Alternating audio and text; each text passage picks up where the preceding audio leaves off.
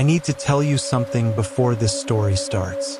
3 years ago, I found a list of phone numbers inside a wall. Not behind a baseboard, not under a loose floorboard. Inside the actual plaster wall of a building that had last been renovated in 1961. I found it because a water pipe burst and I had to open the wall to get to it, and when I pulled the plaster back, there was a piece of paper folded into a square and tucked between the lath strips, right there in the cavity, like someone had put it there on purpose. 41 phone numbers, handwritten, no names next to any of them, no date, no explanation. I called every single one. What I heard on those calls is the reason I haven't slept a full night in 3 years. And it's the reason I'm telling you this story tonight. Stay with me. My name is Cal Marsh. I'm 45 years old. I restore old buildings for a living. Not flipping houses. I want to make that distinction clearly because house flipping is a different thing, a financial thing, a thing about buying low and selling high and spending the minimum to get the maximum return. What I do is different. I take buildings that are historically significant and structurally compromised and I bring them back. I work slowly.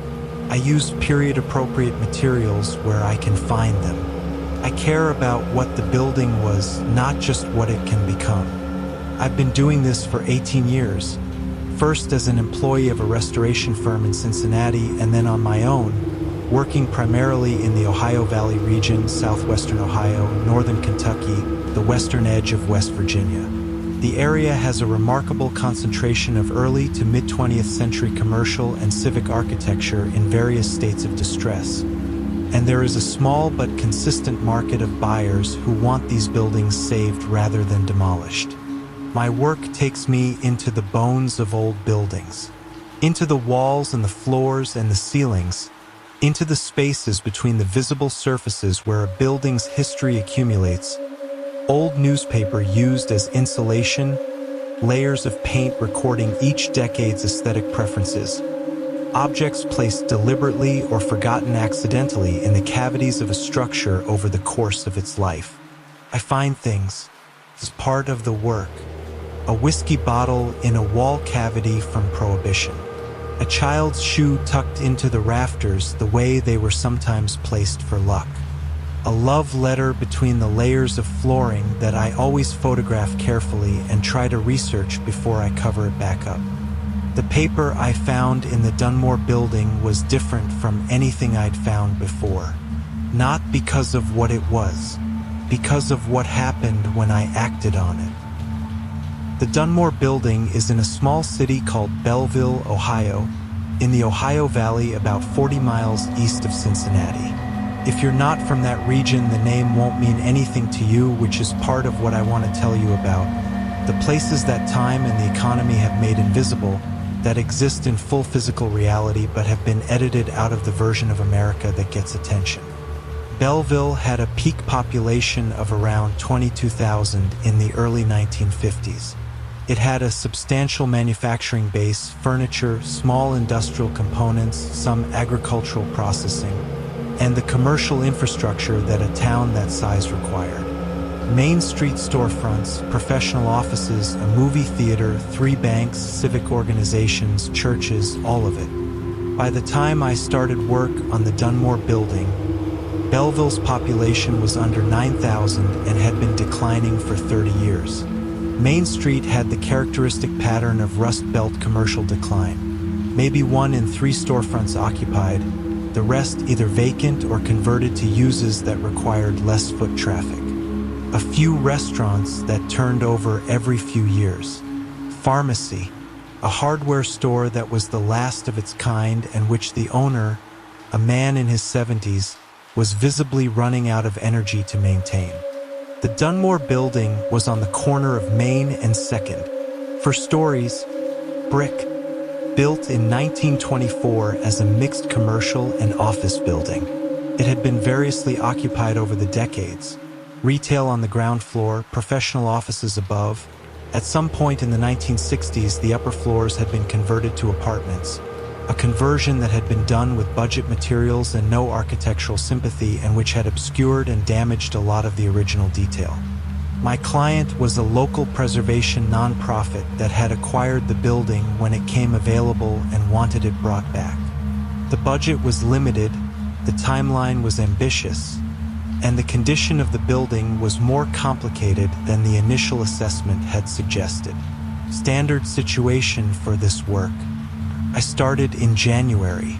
The pipe that burst was in the east wall of what had been, based on the original building plans, a suite of offices on the second floor. The plans identified the suite as having been occupied from the building's opening until sometime in the late 1950s by the Belleville Telephone Company's downtown exchange office. A telephone exchange. In 1924, before direct dialing was universal, telephone calls were connected manually by operators who sat at a switchboard and physically connected the lines. The exchange office was where that happened, the operators, the switchboard, the equipment. When I opened the east wall to get to the burst pipe, I found the paper. 41 phone numbers, written in pencil on a piece of paper that had originally been white but had yellowed to the particular cream of old documents. The handwriting was small and neat, the kind of handwriting that suggests someone accustomed to writing in small spaces. An operator's handwriting, I thought immediately, the writing of someone who spent their working life making small notations on paper. The numbers were in a column, each on its own line. No names, no other notation, just the numbers, 41 of them, in that neat small hand. Some of them had area codes, the 3-digit prefixes that were standardized nationally in the 1950s, and some didn't, which suggested the list had been compiled over time, with the older numbers written before area codes existed in this region and the newer ones written after. The handwriting was consistent throughout, suggesting one person had written all of them, but the ink or pencil pressure varied slightly. The list had been added to over time. I photographed the paper carefully before I handled it. I put on gloves before I picked it up. I placed it in a document sleeve from my kit. Then I did what I would normally do with something like this. I researched it. I spent 2 evenings going through what I could find about the Belleville Exchange office. Historical society records, old telephone company documentation, the kind of fragmentary local history that exists in small Midwestern cities if you know where to look. The exchange office had operated from 1924 until 1958, when the Belleville telephone infrastructure was converted to direct dialing and the manual exchange was phased out. The operators who had worked there, mostly women, as was standard for telephone operators in that era, had been employees of the regional telephone company. I could not find a list of operators who had worked in that specific office. The telephone company's employment records from that period were not preserved in any archive I could access. The Historical Society had a photograph, a 1938 image of the exchange office interior, showing 3 women at a switchboard, but the women were not identified. I sat with the list of 41 numbers for a week. Then I started calling them. I want to tell you about the first call because it set the tone for everything that followed. The first number on the list had no area code, a 7-digit number in the format that preceded area codes in this region. I added the Ohio area code and dialed. 3 rings, a click, then a recording. Not the standard. This number is not in service recording that phone companies use. A different recording, older. The quality of it was the particular audio quality of mid-century telephone technology. Slightly compressed, slightly warm, the frequencies narrowed in the way that analog telephone audio was narrowed. A woman's voice, professional, measured, the particular cadence of a telephone operator. She said, "This is the Belleville Exchange. Please hold for your connection." Then silence. Then a dial tone. I held the phone to my ear for probably 30 seconds, listening to that dial tone. Then I hung up. I sat at my kitchen table and I thought about what I'd heard. This is the Belleville Exchange. Please hold for your connection. A recording. Obviously a recording. The exchange had closed in 1958. What I'd heard was some kind of archived audio, a recording of an operator's standard greeting, preserved somewhere in the telephone system's infrastructure and connected to this number for reasons I couldn't explain. That was the rational explanation. I called the second number. The second number had an area code. It rang 4 times and then connected to a voicemail. A man's voice, older, with the careful enunciation of someone who had set up the message thoughtfully. You've reached Henry. I'm not available right now. If you're calling about the Dunmore matter, please leave a message with the date and your number and I'll get back to you. I held the phone. The Dunmore matter. I said, into the voicemail. My name is Cal Marsh. I'm working on the Dunmore Building in Belleville. I found a list of numbers. This number was on it. If you get this, please call me back. I left my number. Henry did not call back. I tried the number again 3 days later. The voicemail was no longer active. The number rang and rang with no connection, no recording, nothing. The third number was disconnected. The fourth rang once and then there was a sound I cannot describe accurately. Not a voice, not a tone, something in between. Something with the acoustic quality of a very large space and something moving through it. The fifth number connected immediately. No ring, and a woman's voice. Young, informal, nothing like the professional operator cadence of the first call. Said, "How did you get this number?" I said I'd found it in a wall in the Dunmore Building in Belleville. Pause. She said, "Are you in Belleville right now?" I said I was working there, yes. She said, "Get out of the building." I said, "I'm sorry?" She said, "Get out of the building. Get out and don't go back in." She hung up. I did not get out of the building. I want to be honest about that. I went back the next morning and I kept working on the pipe repair and I thought about the 5 calls I'd made and tried to assemble them into a coherent picture. A recording of an operator's greeting from a telephone exchange that had been closed for 60 years. A voicemail referencing the Dunmore matter from a number that went dead before I could call back. A young woman who told me to get out of the building and refused to explain why. I kept working and I kept calling. The calls accumulated over the following 2 weeks. I called all 41 numbers, sometimes more than once, and here is what I can tell you about them. 18 of the numbers were disconnected or went to standard not in service recordings.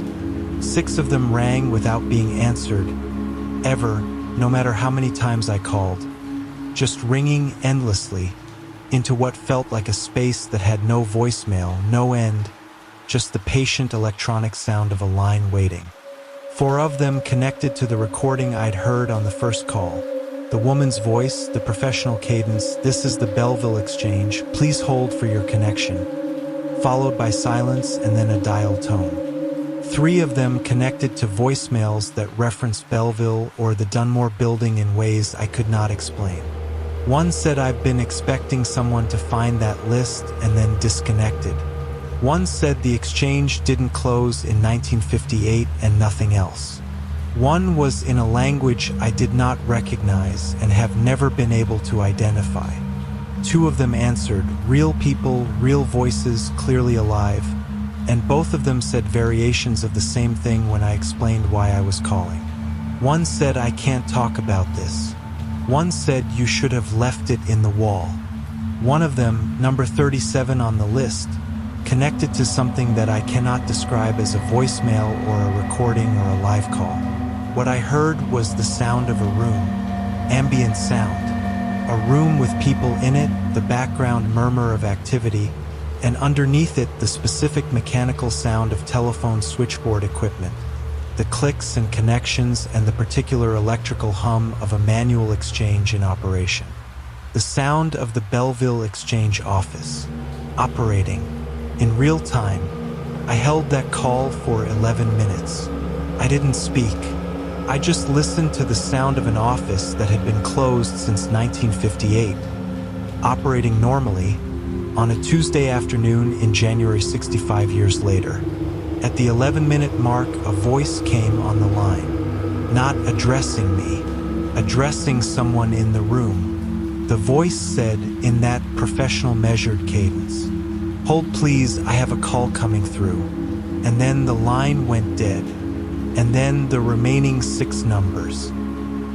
Numbers 38 through 43 were the ones I want to tell you about most carefully, because they are the ones that I have spent 3 years trying to understand and cannot. Number 38 rang twice and connected to a woman's voice. She said, "Cal." Just my name. I said, "Who is this?" She said, "You need to understand what the exchange was." I said, "What do you mean?" It was a telephone exchange. Operators connecting calls. She said, "That's what it was officially. That's what it was on paper. That's what the building plans say." I said, "What was it unofficially?" She said, "A record." The operators kept a record of every call that came through that exchange from 1924 to 1958. Every call. Who called whom? What was said. Not because the company asked them to, because they understood something about Belleville that nobody else had written down. I said, "What did they understand?" She said that the telephone was the nervous system of a place, that the calls that moved through an exchange were the thoughts and fears and connections of an entire community. That if you recorded them, really recorded them, not the content, but the pattern, the network of who spoke to whom and when and how often, you had something that no census, no newspaper, no official record could give you. I said, "A social map." She said, "More than that, a living record, because the patterns don't stop when the exchange closes. The connections remain. The network persists." I said, "Are you telling me the Belleville Exchange is still operating?" She said, "I'm telling you that when you called those numbers, some of them were answered." She hung up. Number 39 rang once. A man's voice, very old, said, "I knew someone would find that list eventually. Eleanor put it in the wall the day they shut the exchange down. She said someday someone would come looking and they'd need a way in." I said, "A way into what?" He said, "The record." I said, "I don't understand." He said, "The operators, Eleanor Marsh, Dorothy Gale, Francis Webb, all of them, they spent 34 years listening to Belleville. Every call that passed through that building passed through their hands. They knew this town the way its own people didn't know it. They knew who was struggling and who was thriving and who was lying to their families and who was quietly holding things together. They knew the whole shape of it." He paused. He said, "When they shut the exchange down in 1958, Eleanor said she wasn't going to let that knowledge disappear. She said 34 years of knowing a place that well was too much to just evaporate." I said, "So she put the list in the wall?" He said, "She put the list in the wall, yes. And she put something else in the wall too. Something none of us have ever been able to fully explain." I said, "What?" He was quiet for a moment. He said, "She put the exchange itself in the wall. The network, the connections, all of it. Somehow. I don't know the mechanism. I don't think Eleanor knew the mechanism.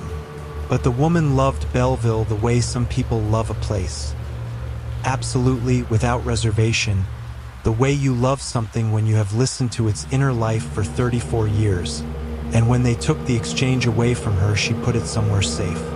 He said, "She put it in the building." He said, "And it's been there ever since." And he hung up. Numbers 40 through 41 were silent calls.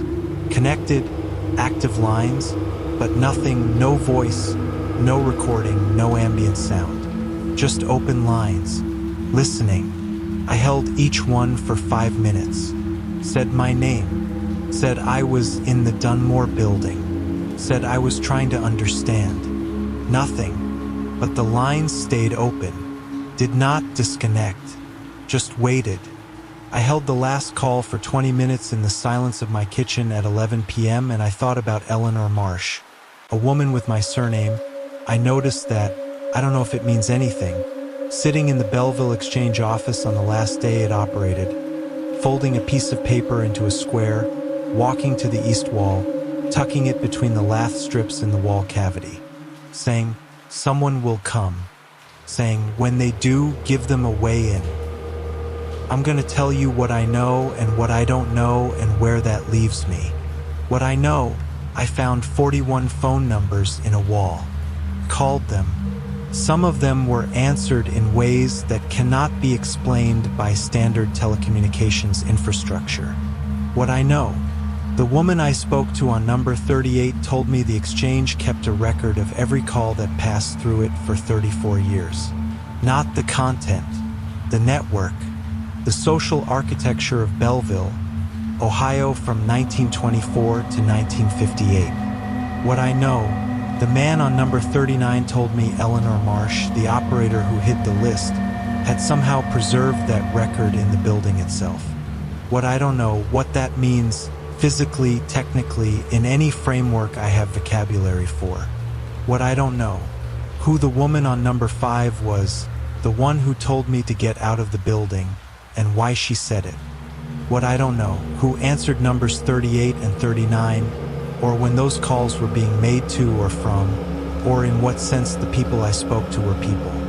What I don't know, what is in the Dunmore Building that feels when I stand in the second floor suite and the building is empty and quiet, like a room that is full of people I cannot see. I finished the restoration work in September of that year. The Dunmore Building is open now. A portion of it is commercial space on the ground floor, the upper floors are offices, and there is a small display in the second floor lobby that I insisted on about the building's history, about the exchange office, about the operators who worked there. Eleanor Marsh is named. So are Dorothy Gale, Francis Webb, and the 6 other operators I was able to identify through local newspaper archives and historical society records.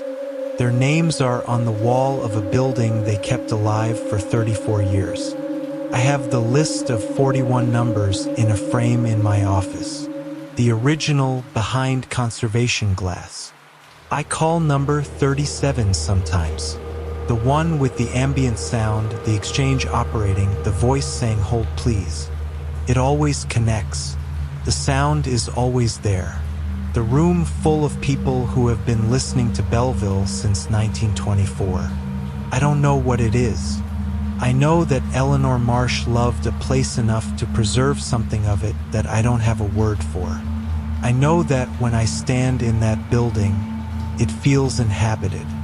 I know that Belleville, Ohio is a small fading Rust Belt city that nobody outside of 40 miles has heard of, and that somewhere in the east wall of its finest building, a woman folded a piece of paper in 1958 and said, "Someone will come looking."